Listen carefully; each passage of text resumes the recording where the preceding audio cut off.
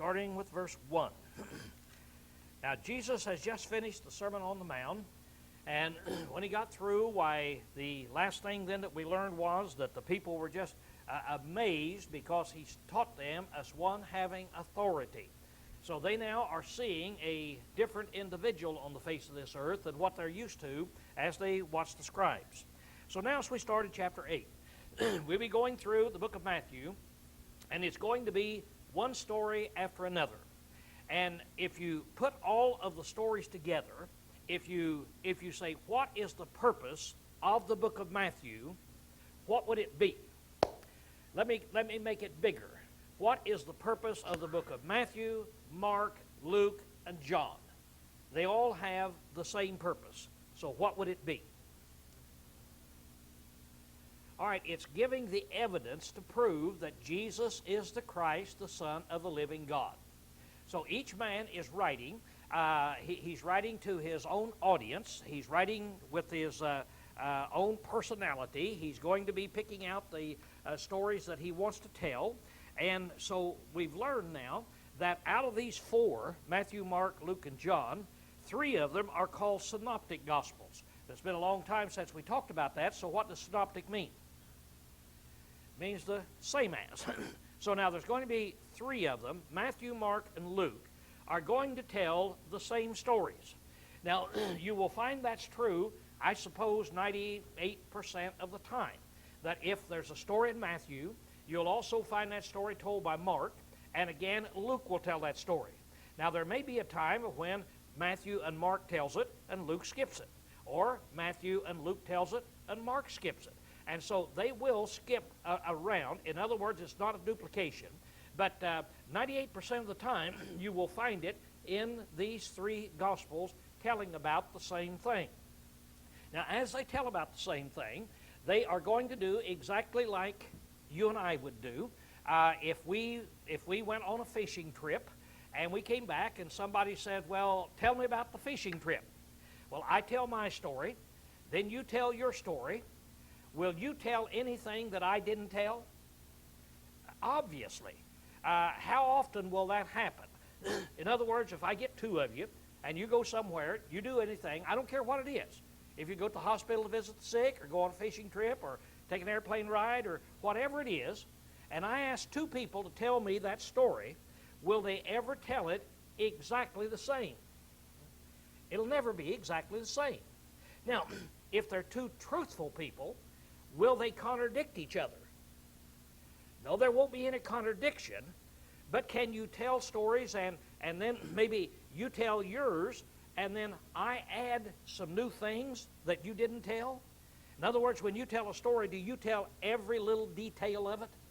When you get back on vacation, I say, well, how was your vacation? Tell me about it. Do you sit down and tell me every little detail that you did?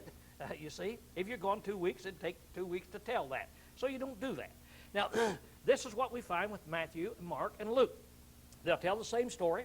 Sometimes one of them will give a short viewpoint. Sometimes one will give a long viewpoint. Tonight I'll show you that Matthew gives a short viewpoint of one story. Mark then gives a longer viewpoint, and he gives us some added information. So, as we're studying, now we can jump and use Matthew, Mark, and Luke all together. But here's our problem. If we do that, every story that we come up with, I say, okay, now here's what Matthew says.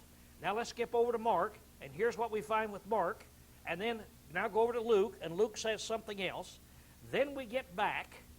Will it be a little confusing as we continue going, you see, from book to book?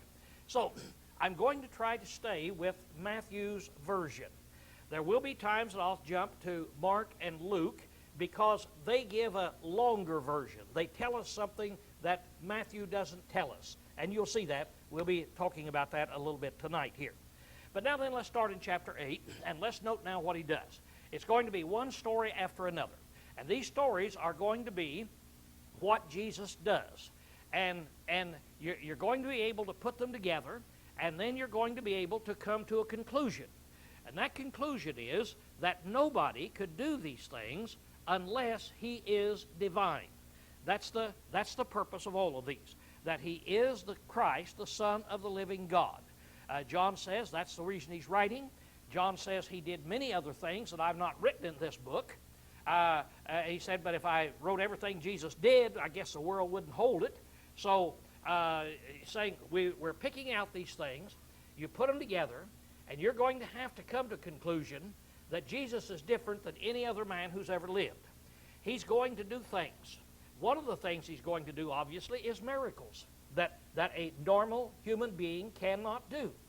Now, in addition to doing miracles, he will also do some other things. When people come to him and they question him, he will be able to handle his audience. He'll be able to handle that individual who is trying to trip him up, and he will do it in such a magnificent way that the people will just go away dumbfounded because they don't know how to deal with this man.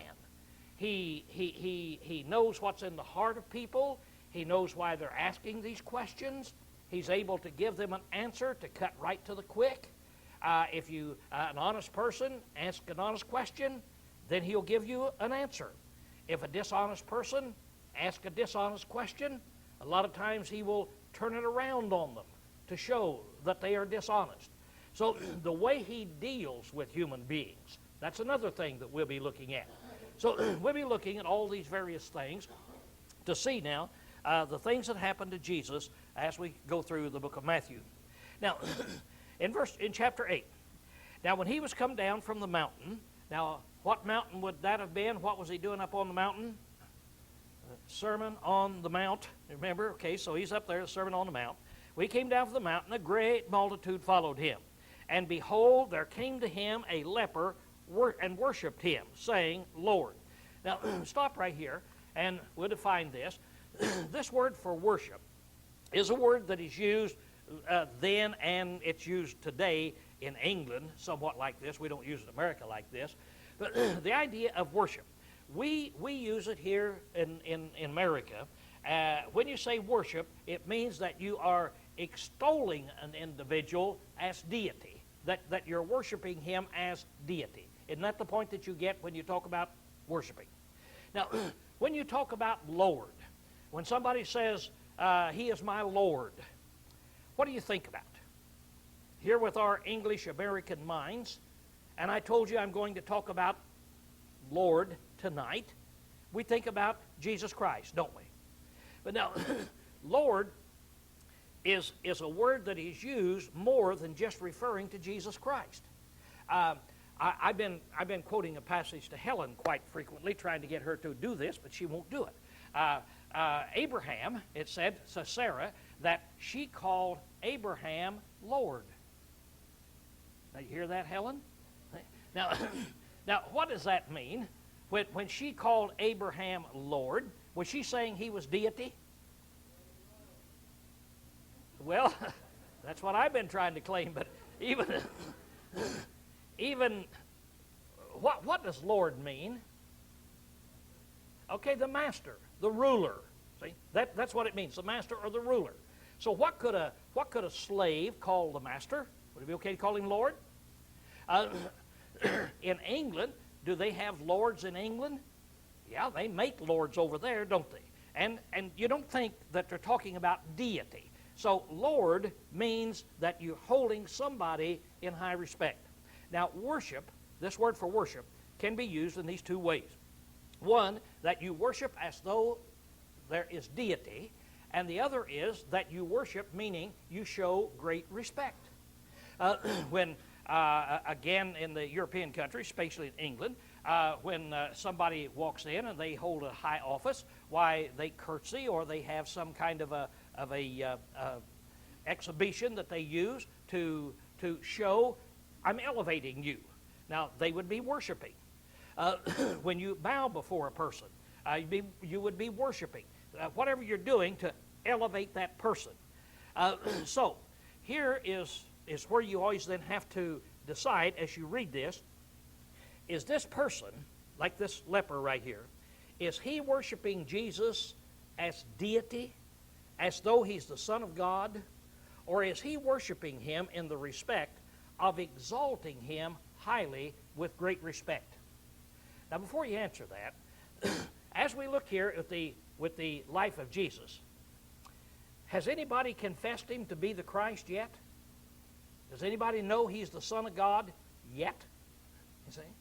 No, he is making his impact on people, and people are saying, who is this? A man that teaches with this great authority. But he hasn't got into it far enough to where people are saying that he is a deity.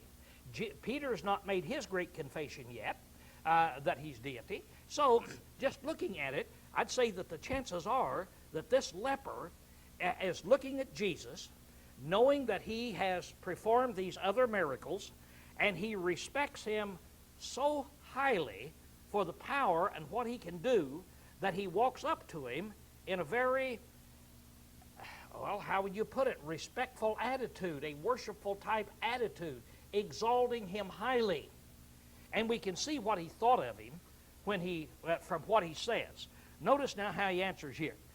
There came this leper and worshipped him, saying, Lord, if thou wilt, thou canst make me clean. Now, what do you notice about this leper? What's the condition he put on it? There's only one condition he put. He didn't come up and say, Lord, would you try to heal me? And I'm almost positive that you can. He didn't do that, did he? The only condition he put on it is, if thou wilt. If you decide, it's up to you. I have no doubt about it. If you will, you can heal me. So you see how exalted he held Jesus at this time. Now, I'm kind of making this play here on the fact that somebody might say, well, why don't you just say that he recognizes him as the Son of God? Let's put this in real life. Jesus was a real man. He lived among real people in a real society.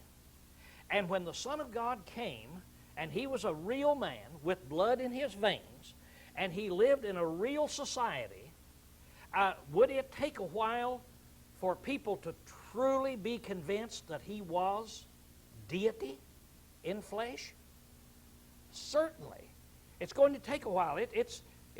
When you get to thinking about what would it take, how much would it take to convince you, if an individual came in here and convinced and made the statement that God has sent him back to earth here and he's deity, what all would he have to do? How quickly would you be willing to believe that? See? And so this individual here is living in this way. People are noticing there's something different about Jesus. There's something great. And as you'll notice as you go through, everybody is surprised. And then they get more surprised. And then they be more surprised. And then they, wow, this is really something.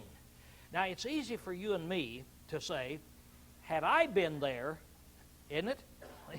Had I been there, it wouldn't have taken me 2 weeks. Would it have taken you? See?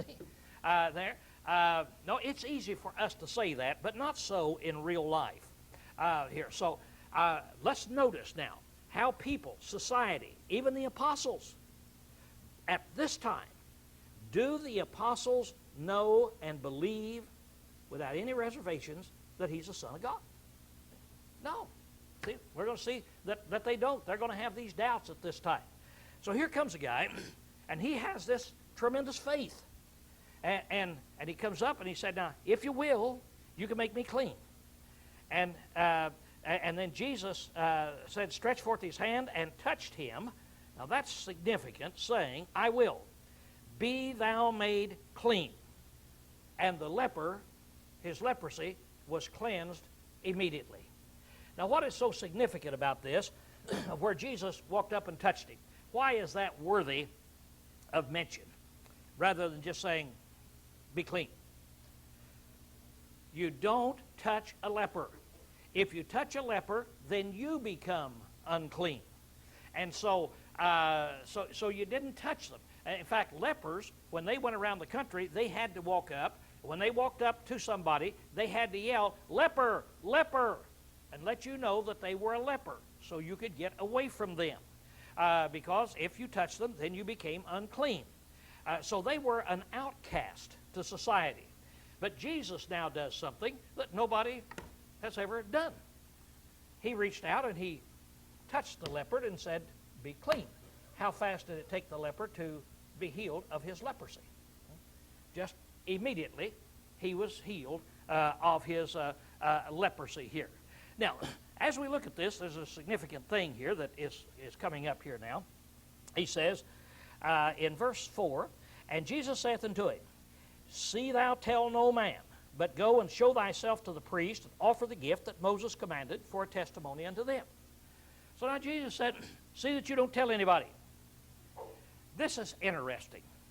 Sometimes Jesus tells people, don't you tell anybody, you go do something. Other times he says, now go spread this abroad. And so we say, why would he tell one man to do this and not tell another man to do that? Well, I suppose that when you look at it, there could be a thousand different reasons of why you could. I know of one occasion where he said, don't tell anybody, and the man went and told somebody. They spread it abroad. People just started mobbing Jesus until then he had to go away, to get away. Can you be mobbed so much that you can't teach? In other words, you'd say, well, wouldn't this be great if all the people came in? No, there could be such a mob of people coming in that you couldn't teach. So Jesus knows what he wants done. Now, in this case, he said, I want you now to go tell the priest. Now, as you look at this, in the Old Testament, Leviticus, it says there that if a person gets sick and has certain sores to come on his body, in Leviticus 13, that he is to go and then the priest is to examine him. And if the plague be greenish or reddish in the garment or in the skin or in the warp or the woof and so forth, then Moses tells how to diagnose leprosy. So then he has to pronounce him a leper. And the man then has to be put outside the camp. Now then, we're told then in Leviticus 14 that if a leper is cleansed, then he has to come back to the priest, and the priest then has certain tests that he puts him through to see what to do if he's been clean. And he comes back and he locks him up for a period of time and looks at the sore and locks him up, and then if it turns this color, why, he says you're not clean, but if it does this, then he locks him up again, then he looks at it, and then after a number of days, then he said, yeah, you're cleansed of leprosy then. And so there was certain laws of what to do to find out if you are a leper, and certain things that you had to do if you were cleansed of leprosy. So Jesus says, you go do now what Moses said, go back to the priest, and you offer that sacrifice. All right, story number 1. Now then we go to story number 2. He leaves the leper, and in verse 5, and when he was entered into Capernaum. Now, as we talk about here, as he was entered into Capernaum, I want to talk about this for just a little while. Right here is an aerial picture that NASA has taken about the Sea of Galilee, and up there where the red dot is where Capernaum is. Now, I want to get acquainted tonight with the Sea of Galilee and Capernaum, because what is going to be the city? Would you turn the lights out right here where I can see it? What's going to be the city where Jesus works out of, his headquarters, where he's going to be making his home? What is it going to be? He was born in Nazareth, but it's going to be Capernaum. All right, now then, as we're out here in this, I want you to note here certain things in here. First of all, I want you to notice around here, around the shores, that there's cliffs all around the shores. As you see them, these are mountains. You can see them all around. And so this lake is not just laying in a flat field, kind of like Lake Washington would be here, but it's around a very how would you put it? It's a mountainous area with very steep cliffs, and so there's very steep cliffs here, and there's very steep cliffs here. Now up here at this area, this is where he preached the Sermon on the Mount, and there are no steep cliffs up there. You can just almost run up that hill that is in there. But now then, as you're looking at this, over here, Jesus did most of his work on this side of the lake over here. Very seldom did he go over here. A couple times he'll go over, and once, if we get through down there tonight, we'll see that he goes over in here. But this over in here was where the Jews lived. And this is where Jesus did most of his work there. Now, over on this side of the lake is where the Romans had built 10 cities, and they were called the Decapolis. Now, Deca is 10, and polis is city, so it's 10 cities. So there's 10 Roman cities that's built there, and I extended this on down in here because 8 of them are up in here, and 9 in here, and then 10 over in here. So it's in this realm.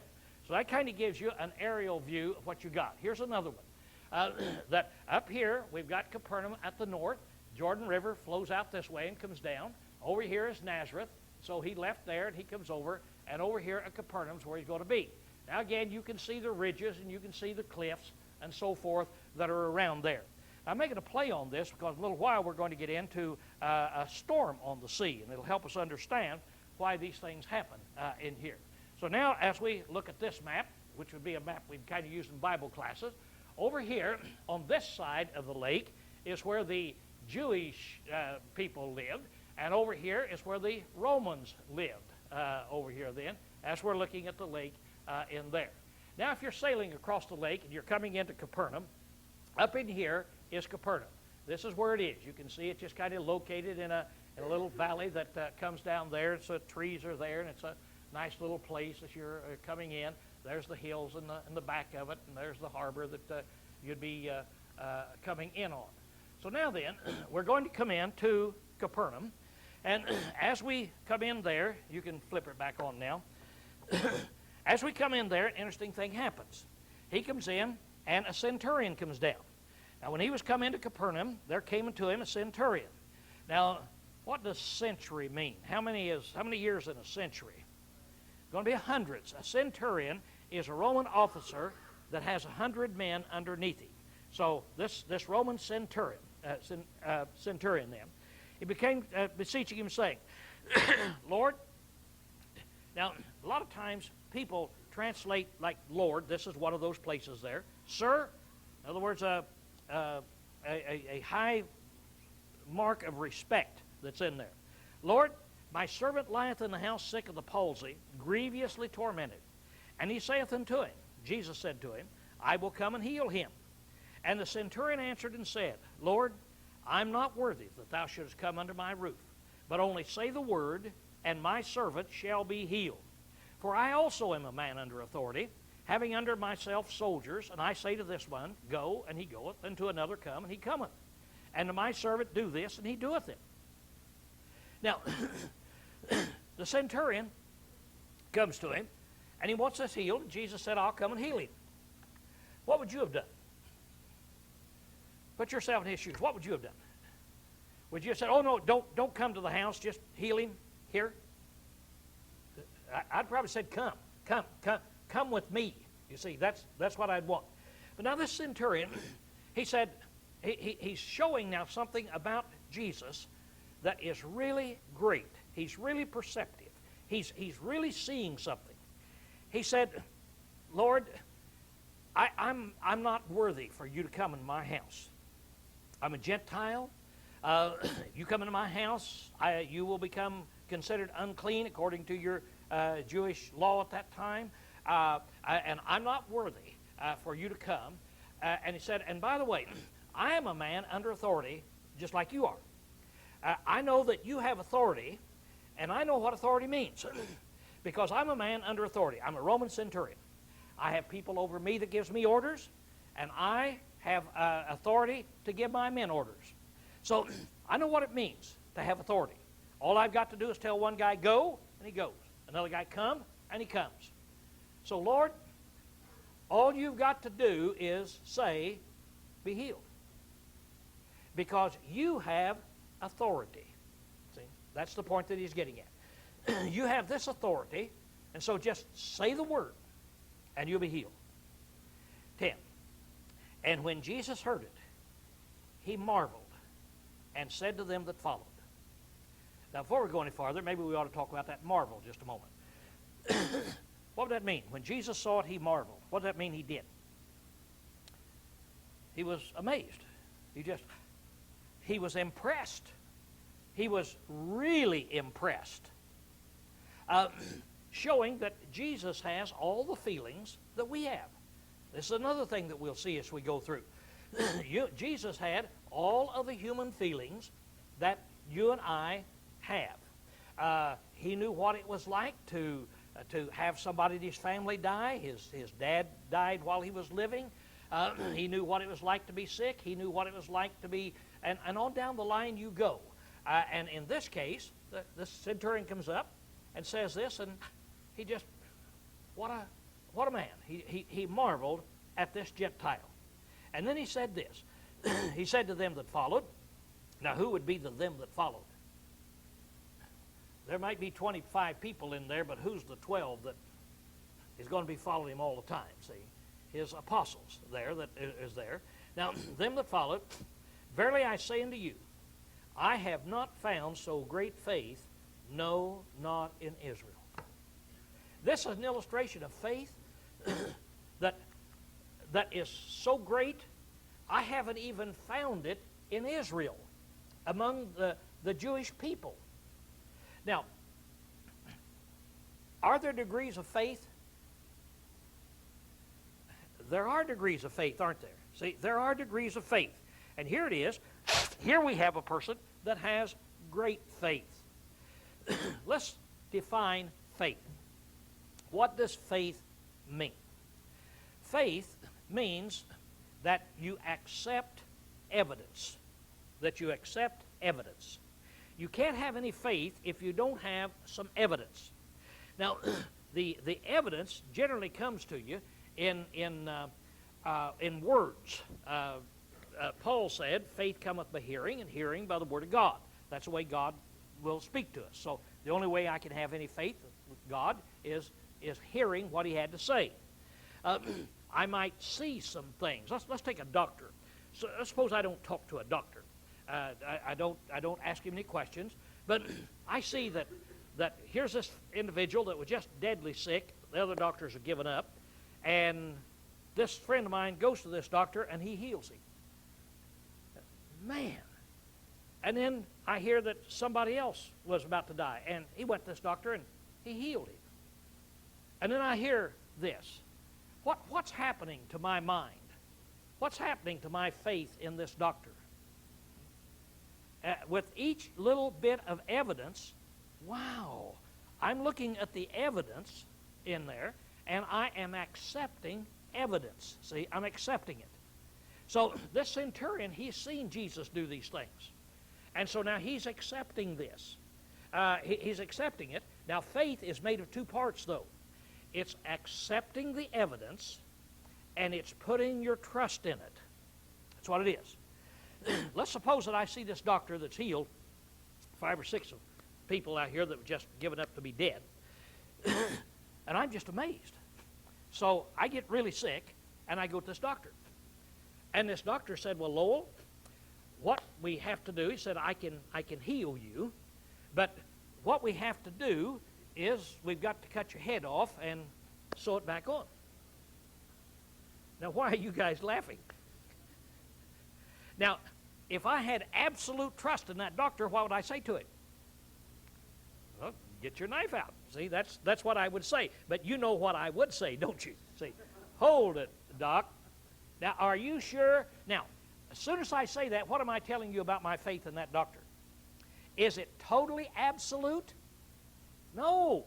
Once he starts saying, I'm going to cut your head off, see, my trust goes up. If he said, I will operate on you and take this out or do this, okay, go ahead. I think you know what you're talking about. Well, I think maybe we might have to do a heart transplant. Well, I've seen what's happened to other people, so go ahead. There. Well, Lowell, I think we need to decapitate you. Oh, whoa, that's the limit. In other words, you can see how much faith I have. So if it's unlimited, I'd say, well, I don't see how to work, but go ahead. See? But go ahead. So now, our faith has degrees to it.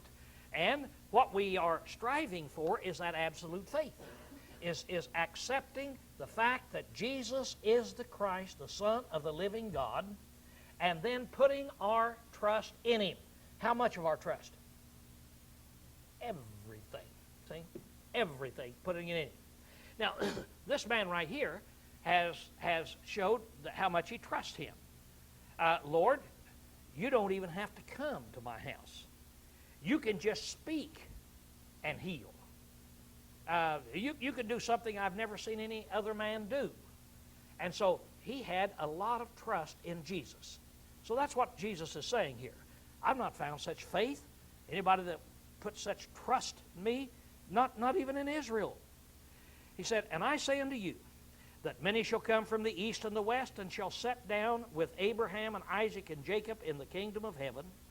But the sons of the kingdom shall be cast forth into outer darkness, and there shall be weeping and gnashing of teeth. And Jesus said unto the centurion, Go thy way. As thou hast believed, so be it done unto thee.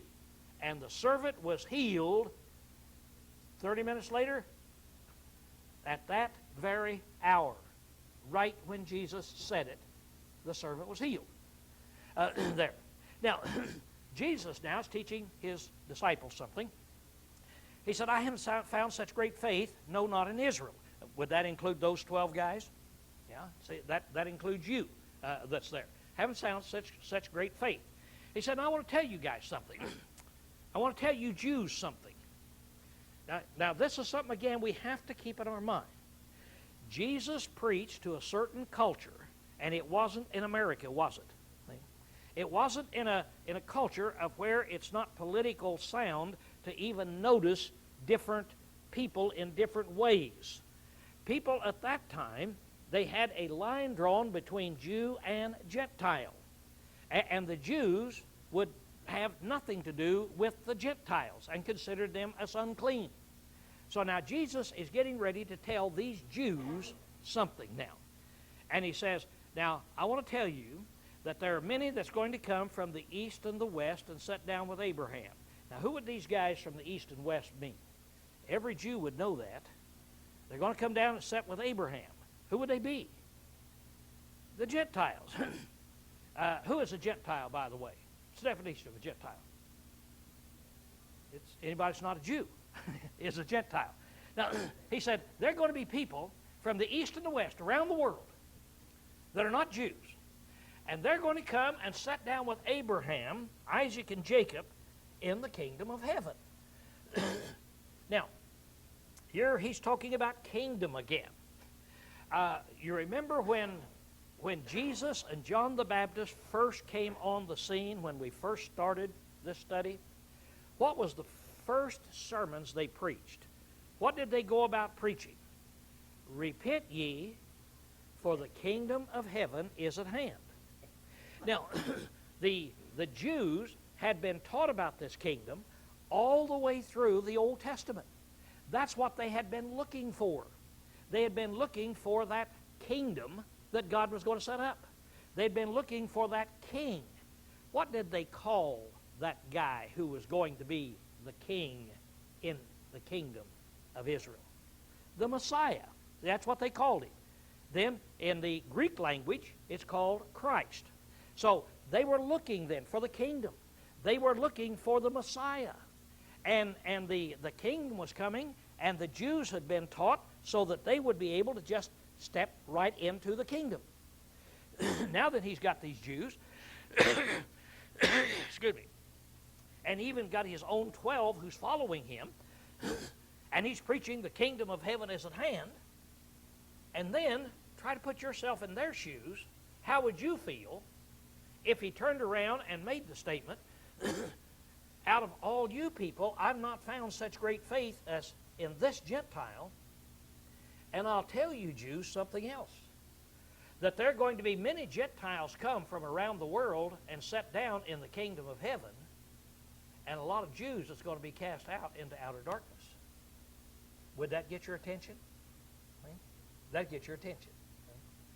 Wow. A lot of things we need to contemplate.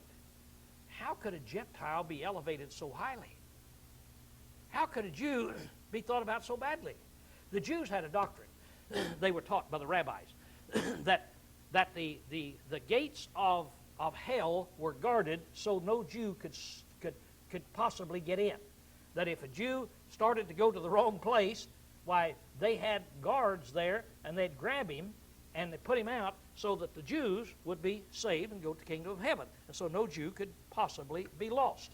And so the rabbis had made that up, and that was taught, and that's what the that's what the Jews felt in there. But Jesus now is telling them that's not true. So I want you guys to learn a lesson right now about this Gentile and about Jews. And then he's ready to go to something else. Now, we just got to keep going. And we put all these lessons together to get the teachings about Jesus. But try to put yourself in their shoes. And now as he moves on to the next thing, had you been one of those 12, would your mind been working on this thing? Would you have been mulling this thing over, you see, about this? You bet you would. 14. And when Jesus was come unto Peter's house, he saw his wife's mother lying sick of a fever. And he touched her hand, and the fever left her, and she arose and ministered unto them. And when even was come, they brought unto him many possessed with demons, and he cast out the spirits with the word, and healed all that were sick, that it might be fulfilled which was spoken through Isaiah the prophet, saying, Himself took our infirmities and bare our diseases. Now, right after this, he goes out of the synagogue. Now, in Mark, we're told about this in here. You can read about it in Mark chapter 1, verse 29, where it says that he came out of the synagogue and immediately went into his house. So, the house of Peter was right next to the synagogue. I think it's interesting that this is one of the places over there that they're pretty sure that they found and that you could say, okay, this is it. And that is Peter's house in here. Now, this thing that's over it, they build a big cement ceiling over this. His house has been there, for 2,000 years? But then they come and try to preserve it. They build this over it and build a fence around it. And so it's hard to see that is in there. But it's been identified. It's a first century house. When they excavated it, why, it had written in plaster that it was Peter's house. And it's right next to the synagogue, the way it's said. And they're pretty sure that it is his house. Now, there's a round room in the house. So you can look down. Of course, you've got to see those were the walls that were going up, and it's the walls and the ceiling has been broken down, but it had a round room in there. You can see kind of as it goes through that is in there. There's another doorway that he would have been going through. It's kind of interesting to think that Peter and all of them you see would have walked through that doorway, and there's another room, probably a bedroom. That may be where his wife was laying. Who knows? Mother's wife. Or his wife's mother was in there, but Peter's house that is there. Now, as you look at this, it says he came out immediately and went in. Now, this right in here is a picture that I took standing at Peter's house, and you turn around, take a picture of the synagogue. That's how far it is. It's just right there. Then you go over there, and that's what is between it there. That's Peter's house. Let's see, I'll get back here. This is when I get over to the synagogue, turn around and take a picture of Peter's house that is back there. So Peter just walked out, synagogue, walks in his house, and his mother-in-law is sick. She has a high fever. And how long did it take Jesus to heal her? Just immediately. Then, what happened to all the people round about then? All the people around about started bringing their sick in that day, didn't they? And then he healed them all. Now, when you look at it, how much exposure is this going to get? What I'm trying to get us to see is how his reputation grew in real life. In real life, as these people brought their sick in and he healed them all, and they would go back, how many people would be told? And so you have to imagine how fast the reputation of Jesus would go through the community because of him doing these healings of all these miracles that was in there. Now, the next thing we find then is there is a scribe and a disciple that comes to him and says something. Now, when Jesus saw great multitudes about him, he gave commandment to depart into the other side. So here his people are starting to come in, close in on him in there to where it's a bother now to him, where he's not able to teach and so forth. And there came a scribe. Now, stop. A scribe. A scribe would be, I guess, what we would call a lawyer. A scribe would be a highly educated man who was able to work with documents, able to write in a very legible way, and able to read and write and work with documents to a high degree. So being a scribe would be comparable today to something like being a lawyer. Now, they didn't have lawyers like then the way we do. Our lawyers today, you know, run around and supposed to sue everybody that you can sue. That's not what they were doing in those days, but they did enforce the law of Moses. And the scribe is the guy that would read the law of Moses, interpret the law of Moses, and say, here's what it is. In other words, he would function somewhat like a lawyer today would function. So he's an educated man, highly respected in civilization that was there. So one of them came to him now. This kind of unusual, because as a group, these guys were bad guys. They were not trusted, and they caused Jesus a lot of trouble. But there was one of them, we don't have any idea who it is, and said unto it, Teacher, I will follow thee whithersoever thou goest. So he's impressed. I will become your disciple. I will follow you wherever you go. I'm willing to give my life to you. Look at Jesus' answer. And Jesus said unto him, The foxes have holes, and the birds of the heavens have nests, but the Son of Man hath not where to lay his head. So this is a way of him saying, no, no, I don't want you to follow me, because there's nothing that I can offer you in a physical way. In other words, I've got my 12 disciples here, got the 12 apostles here. And so if you follow here, it would just kind of be a burden on me, is really what it would be. I don't have any place to live. I don't even have a place to lay my head. I'm going to be going from here to here to here, sleeping in other people's houses, being fed by other people. And no, in other words, is what he would be saying. Then another of the disciples said unto him, now this would be one of his 12, said, Lord, suffer me or permit me first to go bury my father, and then I'll go with you. See, is what it is. But Jesus said unto him, Follow me, and leave the dead to bury their own dead. Now, here's a totally different answer. You say, which disciple is this? Nobody knows for sure. People guess it's probably James or John, because there's another statement later on that indicates that Zebedee has died, and so he'd be the only one that we knew of, but we just don't know. So the guess is James or John. But one of his disciples came, and his father here had died. So he said, Lord, let me go bury my father, and then I'll be back, and we'll take off. Now, here's a different answer. Here's a guy that's one of the 12. And the Lord then said, no, said, you follow me, and you leave the dead to bury the dead. Now, here he makes a play on words. You leave the dead spiritually, those who've separated themselves from me and God and so forth, to bury the dead physically here. So let these people do that, and you come and you follow me. Now, we have to know something about the law of Moses to understand this in here.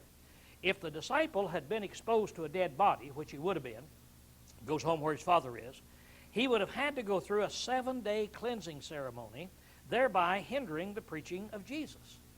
So had he gone to the funeral, had he gone into a room, then he would have had to go through this 7-day cleansing period, and so Jesus would just had to have stopped his work for 7 days while he's waiting on this guy, and then go on. So Jesus is saying, no, we're going to go on. I don't want this guy to follow me because we don't need him. I've selected the 12, and he would be a burden. We have no place to keep him, no place to lay our head. But now then, I want you to come now and let the people who are back here that are not spiritually minded, let them bury the dead, and you come and you follow me. Now, McGarvey has a word in here that I want to read to you because I think it's really good. He said, we have in this incident of the scribe and the disciple a striking exhibition of the extremes which met in Jesus. Here is authority as exacting as that of an Eastern autocrat, combined with poverty as extreme as that of an Eastern beggar. The poverty is confessed without a blush. The authority is asserted without an apology. And in any other than the Son of God, these two extremes could not have met without the most ludicrous absurdity. You say, what do you mean by that? Well, here is Jesus, and when this scribe came and said, I'll follow you, what was Jesus' answer? Why is it I can't take you with me? Because I'm in total poverty. I don't even have a place to lay my head. So then his disciples said, Lord, let me go over here and bury my father. And he said, no, you come and follow me. And he speaks as one with absolute authority. And so in the Eastern countries, you have the authoritarian who can speak this way. You have the beggar who is absolutely in poverty. And his point was, Jesus really fits both of these and never blushes at one and doesn't get excited about the other. It's just a normal thing. And he's saying, in any other human being, can you imagine a beggar that doesn't have anything? Could you imagine a beggar being able to speak with such authority as Jesus speaks with? Or can you imagine a guy who has such authority and can speak that way, who is in absolute total poverty? It just doesn't fit. But that's the way that Jesus was. Okay, there's where we close tonight.